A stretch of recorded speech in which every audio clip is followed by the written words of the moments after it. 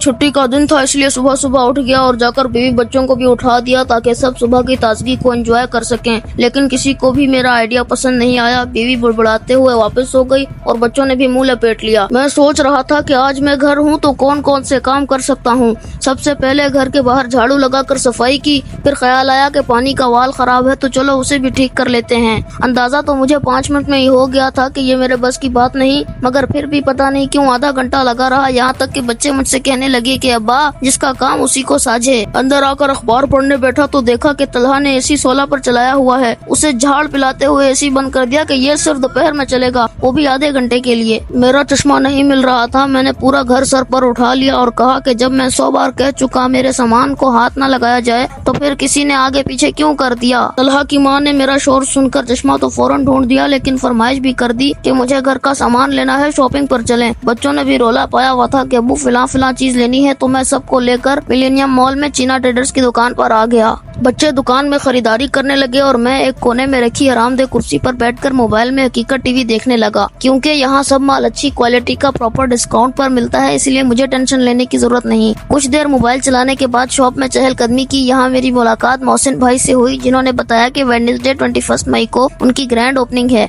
और उन्होंने China traders your sourcing partner को ऐसा बिजनेस मॉडल बनाया है जिससे कोई भी उनकी चाइना से इम्पोर्टेड प्रोडक्ट्स रीसेल करके पैसे कमा सकता है। रात में सोने लेटा तो मेरी छोटी बेटी आकर कहने लगी कि अब्बू ये फोटोकॉपी करवानी है। एक तो इन बच्चों को दिन भर याद नहीं आता काम। खैर अब मैं तो जा रहा हूँ फोटोकॉपी करवाने, तो अब आपसे किसी और दिन मुलाकात होगी। अल्लाह हाफिज।